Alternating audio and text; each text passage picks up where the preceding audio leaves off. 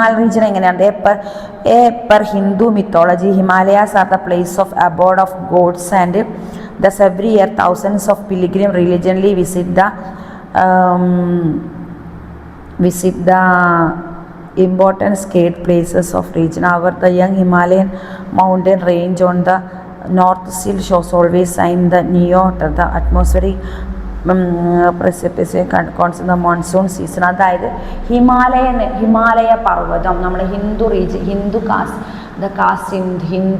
Hindu cast ഹിമാലയം എന്ന് പറയുന്ന പർവ്വതം ദൈവങ്ങളെ ബേസ് ചെയ്തിട്ട് നമ്മൾ വിശ്വസിക്കുന്ന ഹിന്ദു മതാചാര പ്രകാരം അവർ ആരാധിക്കുന്ന ദൈവങ്ങളുടെ ഒരു എന്താ പറയുക ഏരിയയാണ് ഹിമാലയ സാനു അല്ലെങ്കിൽ ഹിമാലയ പർവ്വതത്തിലാണ് ഭഗവാനും ശിവഭഗവാനൊക്കെ പോലെയുള്ള ദൈവങ്ങൾ കുടികൊള്ളുന്നത് എന്നാണ് ഹിന്ദു മതവിശ്വാസികളുടെ ഒരു വിശ്വാസം. ഓക്കെ, അതുകൊണ്ട് തന്നെ എന്താണ് അവിടെ തീർത്ഥാടനം പിലിഗ്രിംസിൻ്റെ ഒരു വരവും കൂടുതലാണ്.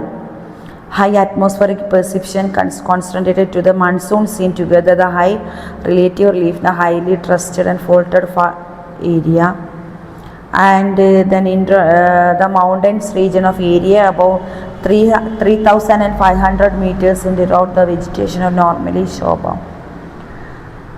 Then the Deccan is the peninsular plateau located in the central India in the included in the selection state of Andhra Pradesh.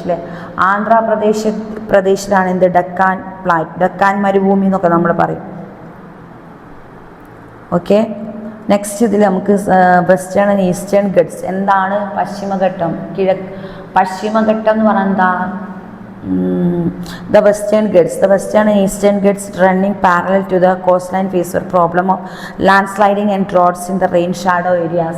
അതായത് മഴനിഴൽ പ്രദേശങ്ങളിലൊക്കെ കൂടുതൽ മണ്ണിടിച്ചിലും കാര്യങ്ങളൊക്കെ ഉണ്ടാക്കാൻ പറ്റുന്ന ഒരു സംഭവമാണ് in the western guts. The western Ghats extend from the Sataputra range in the north and south part of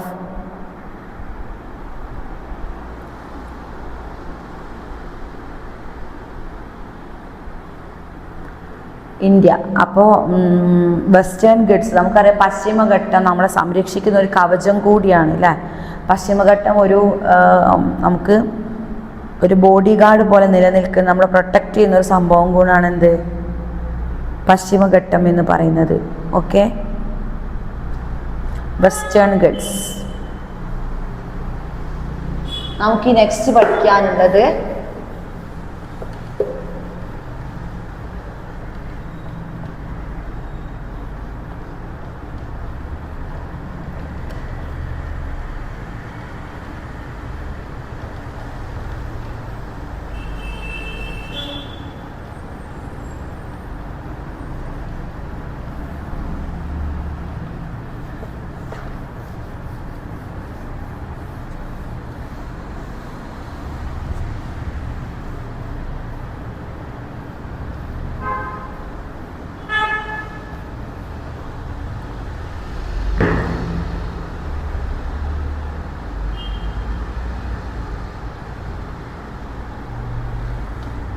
Deccan Plateau.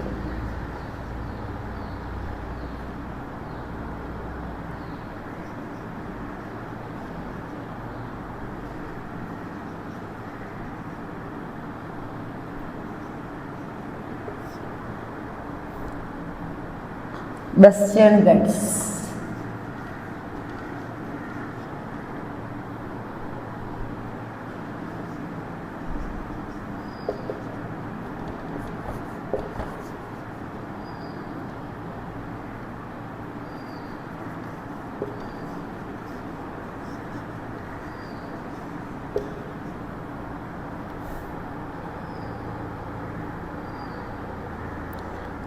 Okay, അപ്പോൾ നമ്മൾ വെസ്റ്റേൺ ഗട്ട്സിനെ പറ്റി പറഞ്ഞു അല്ലേ. ഈസ്റ്റേൺ ഗട്ട്സ്, വെസ്റ്റേൺ ഗട്ട്സ്, പിന്നെ ഹിമാലയ പർവ്വതം പറഞ്ഞു.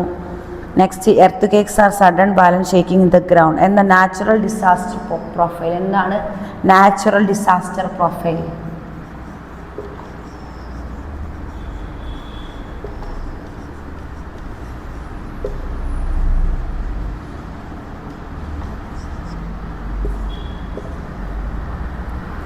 earthquake are the sudden violent shaking in the ground. and എന്താണ് earthquake? ഇതാണ് നാച്ചുറൽ ഡിസാസ്റ്റർ പ്രൊഫൈലിൽ നാച്ചുറൽ ഡിസാസ്റ്റർ പ്രൊഫൈലിൽ വരുന്നതാണ് earth quake.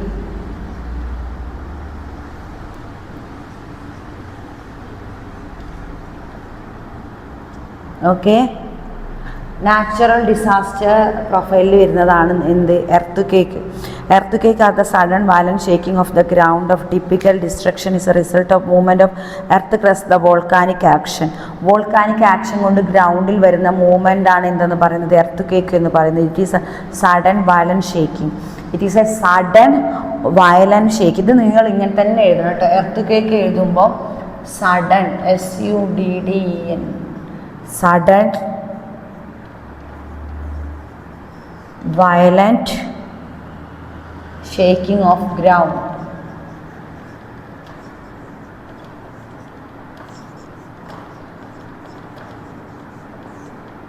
Sudden violent shaking of ground, ഇതിനെയാണ് നമ്മൾ എന്തെന്ന് പറയുക? എർത്ത് ക്വേക്ക് എന്ന് പറയും. It's A normal and natural disaster profile. Okay, earth quake.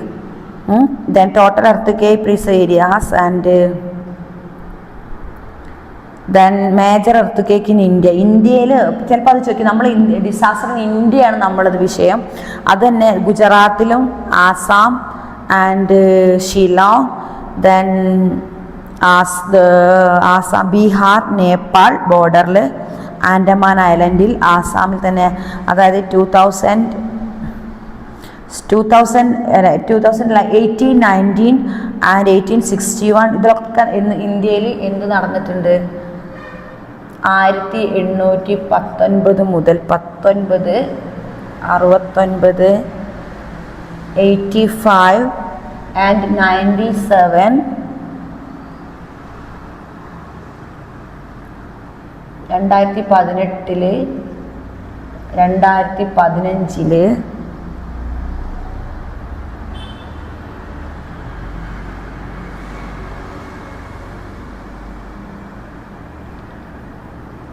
ഒക്കെ എന്താ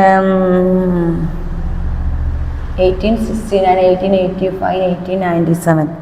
ഇപ്പോഴൊക്കെ ഇത് നടന്നത് ഗുജറാത്തിൽ 69 നടന്നത് നിയർ ആസാം, 1885 സോപ്പോ, ദെൻ 1897 ഷിലോങ്.